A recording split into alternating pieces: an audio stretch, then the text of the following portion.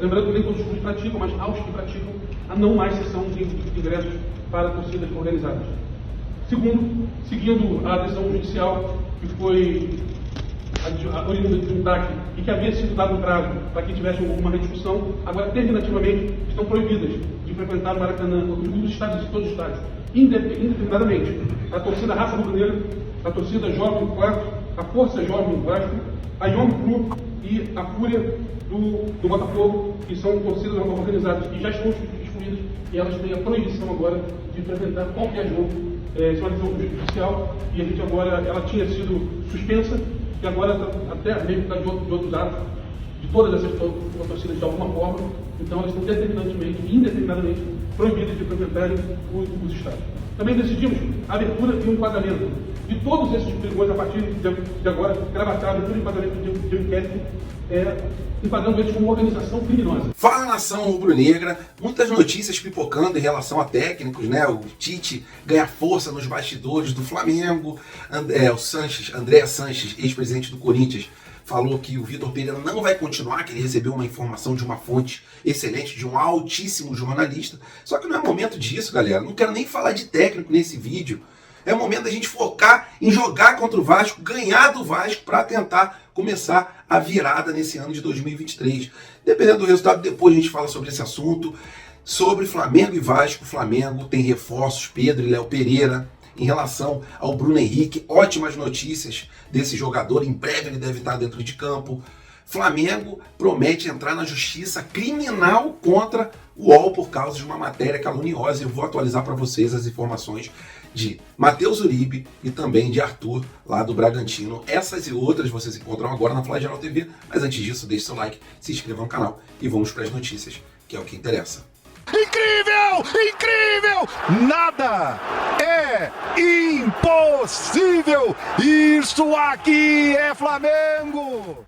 Agora falando sobre a matéria do UOL, onde o Flamengo fez uma nota muito extensa, respondeu a essa matéria da seguinte forma: o Flamengo vai entrar com medidas judiciais cíveis e também criminais, se for ali da ossada. O Flamengo vai conversar com os advogados, porque a calúnia rolou solta nessa reportagem do UOL. O Flamengo mandou documentações comprovando a mentira do senhor engenheiro José Augusto, que disse, né, para o UOL que tinha sido chamado ali para adulterar a cena do incêndio. E a verdade é a seguinte: o Flamengo demonstrou ali por mensagens de celular, por e-mails, que um incêndio que aconteceu no dia 8 e esse senhor só foi no Ninho do Urubu dia 19. O Flamengo só contatou ele 1 ou 2 dias depois do acontecido, sendo assim inverídica a situação que o Flamengo enxerga como calúnia. Jornalista Léo Burlá, que publicou essa reportagem, o Flamengo mandou as documentações, mandou os fatos ali mostrando que esse senhor estava, no mínimo, equivocado, né? Ali sofrendo de algum problema, porque ele inventar isso ou foi mal orientado por alguém para querer sensacionalismo. Mas o Flamengo pediu um direito de resposta e o UOL negou. Então o Flamengo, vou até resumir aqui o final da nota do Flamengo. O Flamengo está disposto a elucidar os fatos e demonstrar as mentiras contadas pelo senhor José Augusto Bezerra e publicada de forma irresponsável pelo UOL, e adotará igualmente as medidas judiciais cabíveis, cíveis e criminais, em face de todos os envolvidos. Tem que ir na justiça. E o Globo replicou também essa notícia, né? Fez uma reportagem também sobre essa situação, sendo que em cima de fatos inverídicos. Então, o Flamengo, o que resta para o Flamengo é ir realmente buscar os seus direitos, e é uma situação muito complicada, né? Quando eu falo sobre esse tema, acaba a gente ficando triste, lembrando daquela situação. Meu pai ficou arrasado, porque conhecia muitas das crianças ali que se foram. Força para as famílias, e que isso, aí essa reportagem aí, o Flamengo consiga ir na justiça, buscar os seus direitos, se o juiz entender que assim é o correto, aplicar as medidas cabíveis ao UOL. E agora uma ótima notícia sobre a parte médica do Flamengo, né? Mesmo com vários jogadores sem ter condições de poder jogar contra o Vasco, a gente vai ter alguns reforços. E eu queria falar com vocês Primeiramente sobre o Bruno Henrique, que ele não vai jogar contra o Vasco, mas é uma ótima notícia que ele está conseguindo entrar dentro de campo, jogar com os colegas, fazer aquele treinamento, mesmo que seja no começo ali, né, da sua transição, mas ele já está treinando com bola, treinando com os companheiros, e a previsão é para ele voltar mais ou menos em maio. Eu sempre falei para vocês, né, que eu acreditava que no final de abril ele já estaria de volta. Isso aí eu já falo já tem um tempo. E maio está bem próximo ali, então eu fico muito feliz.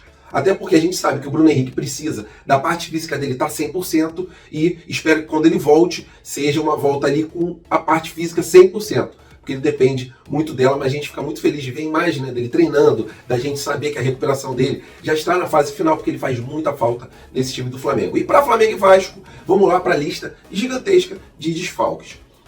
Davi Luiz é um desfalque, Felipe Luiz, Thiago Maia, Eric Pulgar e também o Varela. Além do que vocês já estão acostumados aí, Bruno Henrique já está muito tempo fora e também o Vitor Hugo. Mais uma boa notícia para o técnico Vitor Pereira, que está realmente na corda bamba, está precisando ganhar, e principalmente essa partida do Vasco pode ser ali um momento que ele comece a virar a chave, né?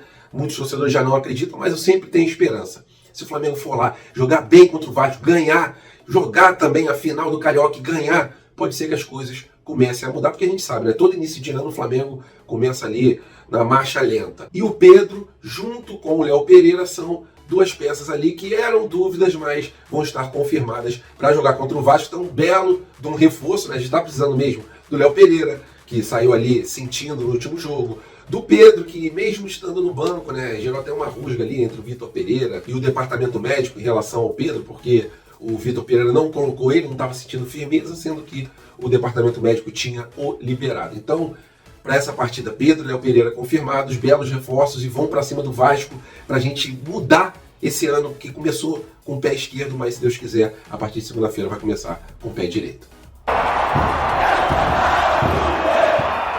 E agora eu vou falar sobre o Arthur, jogador do Bragantino, onde existe uma disputa entre Palmeiras e Flamengo. Vou tentar resumir da melhor forma e da mais rápida possível para vocês, para não tomar o tempo dos senhores.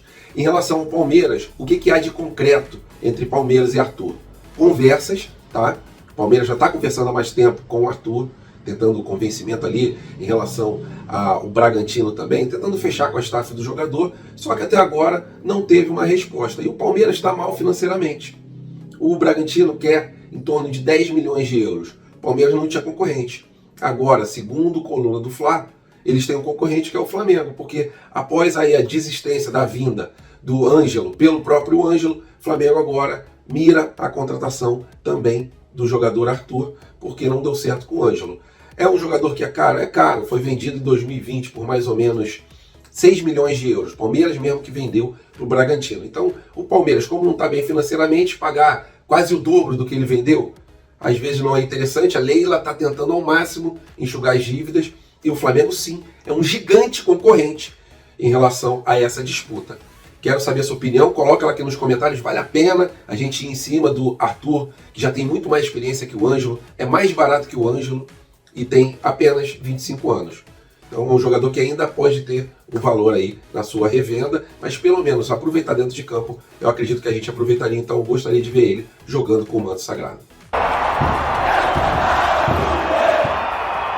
E agora eu vou falar uma curtinha aqui sobre um alvo do time do Flamengo, que é o jogador do Porto, um volante chamado Matheus Uribe. A situação dele é a seguinte: ele tem contrato até junho de 2023, então ele já pode assinar um pré-contrato, está com um contrato de renovação na mão, mas as partes salariais não o agradam, ok? Só que tem uma situação: esse jogador é pro lugar do João Gomes, e eu testaria o Igor Jesus, porque assim como o João Gomes teve a oportunidade de deslanchar no profissional, o Igor Jesus é um jogador que tem características bem parecidas com o João Gomes, e assim como ele, para mim, ele merece sim mais oportunidades no time profissional do Flamengo, no time A do Flamengo, mas o técnico Vitor Pereira enxerga que um jogador mais experiente cairia melhor naquela posição. Então, o Flamengo está atrás do Matheus Uribe, mas espera, aguarda uma resposta dele para o Porto para poder avançar. E com tudo nas negociações, até porque, segundo o jornalista Bruno Andrade, o Flamengo pretende cobrir a oferta está disposto, né, a cobrir a oferta do Porto, acha que os valores ali são condizentes com a realidade do clube rubro-negro, então ele só aguarda realmente essa resposta do jogador para depois, sabendo sim ou não, ele avançar com tudo e tentar a contratação desse volante lá de Portugal. Valeu, nação rubro-negra, tamo juntos, fiquem com Deus, tenham um domingo aí abençoado, até a próxima e fui!